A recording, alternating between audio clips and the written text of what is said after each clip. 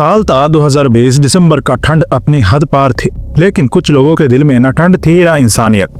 दिल्ली की जामिया मिलिया इस्लामिया यूनिवर्सिटी का कैंपस में कुछ सो कॉल्ड बजरंग दल के वक्त घुस आए कैंपस के अंदर और शुरू कर दी तोड़फोड़, दंगा और नफरत की आग। उनके हाथ में लाठियां थी पर दिमाग खाली। उन्होंने न सिर्फ इमारतें तोड़ी बल्कि एक कब्र भी, एक कब्र जिसमें लिखा था ब्रिगेडियर मोहम्मद उस्मान। ब्रिगेडियर उस्मान की जो मजार है यहाँ पे तोड़ फोड़ की गई है। वो था नौशेरा का शेर ब्रिगेडियर मोहम्मद उस्मान। उस दिन सिर्फ एक कब्र नहीं टूटी थी, उस दिन एक सोई हुई कहानी जाग उठी थी। एक कहानी जिसमें था जुनून, जज्बा और जान निसारी हिंदुस्तान के लिए। वही ब्रिगेडियर उस्मान जो पाकिस्तान के ट्राइबल अटैकर्स और आर्मी के सामने एक चट्टान बनकर खड़ा हो गया था। वही उस्मान जिसने जिन्ना के करोड़ों रुपए और हाई पोजीशंस के ऑफर्स टुकरा दिए थे।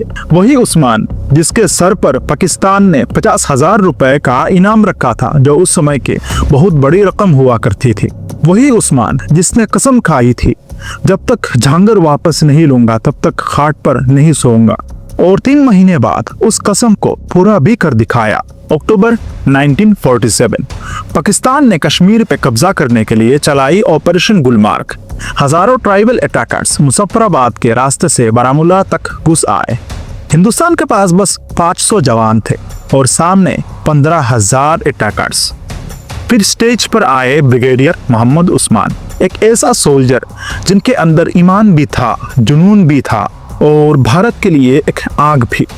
उन्होंने नौशेरा और झांगर को बचाने का जिम्मा लिया और बोला, नौशेरा से पीछे हटना मतलब दिल्ली खतरे में डालना।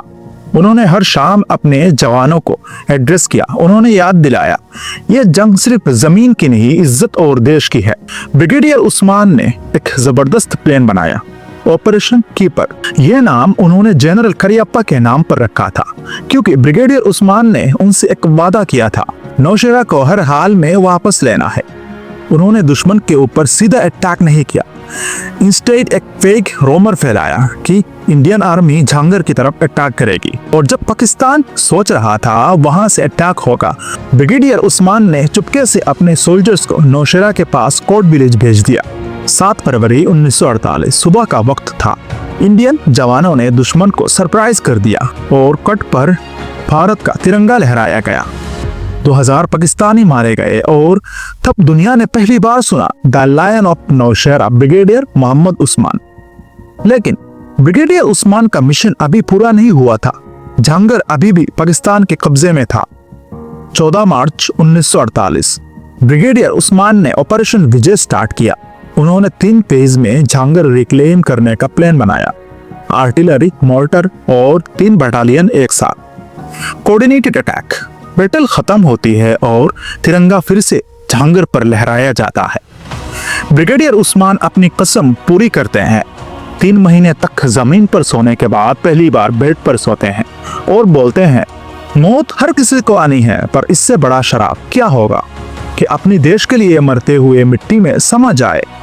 15 जुलाई 1912 आजमगढ़ के बीवीपुर गांव में एक बच्चा पैदा होता है जिसका नसीब लिखा गया था हिंदुस्तान के परचम के साथ। उसके पिता थे मोहम्मद फारूक, एक स्ट्रिक्ट और ईमानदार पुलिस अफसर। उनके घर का डिसिप्लिन, उनका तरीका सब ब्रिटिश एरा के इलाइट स्टाइल का। यह वही घर था जिसे लोग कोटवाले कहते थे। उस घर के अंदर एक बेटा बड़ा हो रहा था जो कल एक दिन लायन ऑफ नौशेरा के नाम से जाना जाएगा। 1947 भारत और पाकिस्तान का पार्टीशन हुआ। पाकिस्तान के फाउंडर जिन्ना ने पर्सनली उस्मान को ऑफर किया, आओ पाकिस्तान, मैं तुम्हें आर्मी चीफ बनाता हूं।